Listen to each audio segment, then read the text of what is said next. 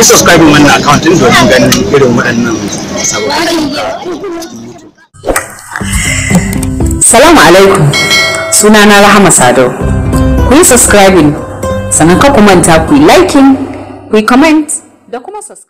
Zuwa yanzu an tabbatar da asarar rayuka a babbar wawar da aka yi a Abuja a garin Gwagwalada, inda mutane suka yi dafifi suka fasa rumbunan abinci da ya janyo turereniya da haddasa rasa rayuka da samun raunuka. Alhaji Haliru Auta basarake ne a yankin Gwagwalada, ya bugi jaki ya bugi teki. Ku yi subscribe wannan account din domin ganin irin waɗannan sababbin.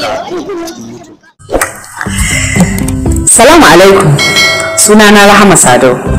Ku yi subscribing, sannan ka ku manta ku yi liking, ku yi comment da kuma subscribe. Ya kamata gwamnati in aka kawo taimako su yi kokari su raba ma talakawa. Ba wai za a ajiye har wasu su lalace ba daga baya iri wannan abun da ba zai faru ba. Kuma wasu sun san cewa akwai abinci da aka adana a wajen. To kaga shi ya sa wannan abu yake faruwa. Kuma ana kira matasa ko da sun je kwasa abincin da su kiyaye wasu abubuwa wanda aka ajiye a wajen. Don wannan abu ya kai ga wasu an jima wasu ciwo da dama a wuraren. Wallahi. Gwamnatin birnin tarayya ta zayyana waɗanda suka fasa rumbunan da cewa masu aikata laifi ne don tuni ta kammala raba kayan tallafin coronavirus. Alhaji Abbas Idris shine shugaban hukumar agajin gaggawa na Abuja.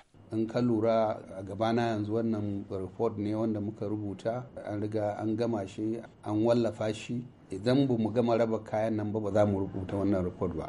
Saboda haka bamu da wani kaya da aka ajiye na tallafi na wannan wanda shugaban kasa ya ce a bayan lokacin da aka yi lockdown ko kuma lokacin coronavirus. Duk waɗannan maganganu ne kawai da ake soki burutuce irin na mutane da suke faɗi.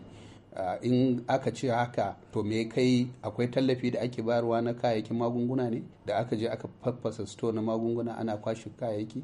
Akwai tallafi da aka ce a raba na babura da kekuna da sauransu da mutane suka saya suka ajiye nasu ko kuma suna saidawa. Akwai tallafi da aka ce a bayar na kwanon rufi da sauransu. To duk in ka duba za ka ga kawai kan cewa mutane ne waɗanda yake barayi kawai waɗanda ba su san zafin kansu ba, kuma ƙasar su ce duk wannan abin da ake kuma ana yi ne don saboda matasa don gobe. Ya kake iya gane talaka a wannan tsari? Talakan da ya zo da mota ya juya bayanta aka ɗora mishi kaya ya je ya sauke ya sake dawa, ko talakan da ya zo da babur ya loda ya tafi da shi, ko kuma talakan da ya zo da keke napep ya loda ya tafi da shi, su ne talakawan da aka ce a bada wannan tallafi. In ka duba ka gani wasu fa daga wasu ƙauyuka suka yi loading, suka cika trailer suka kamo hanya suka zo suka juya bayan trailer suka dinga ɗura. Waɗannan talakawa ne? A yanzu dai akwai alamun gwamnati da sauran cibiyoyin adana abinci na Abuja na sauyawa kayan abincin wajen zama don gudun masu warwaso. Sale Shehu Ashaka, murya Amurka, Abuja, Najeriya. Ku yi subscribe wannan account din domin ganin irin waɗannan sababbin. Salamu alaikum, sunana Rahama Sadau. Ku yi subscribing, sannan ka ku manta ku yi liking, ku yi comment